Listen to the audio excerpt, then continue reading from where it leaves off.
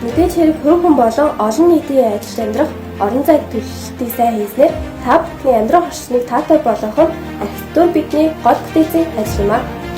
Өнгө хэмжээнд тохирсон байгууллагатай материалыг савган тав тухтай орчин өнгө дизайныг бүрдүүлснээр урлаг инженерчлэлийг хослуулахаараа хамгийн гол үзлэгтэй.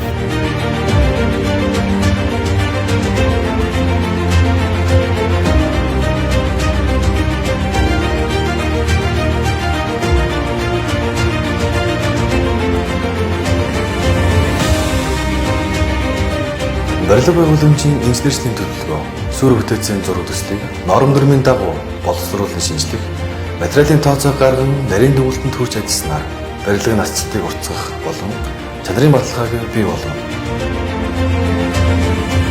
Барилгад гарсан гэмт саадлыг тухай бүртэн засаж ашиглал үйлчлэгийн насчдыг устгах нь бидний үүрэг юм аа.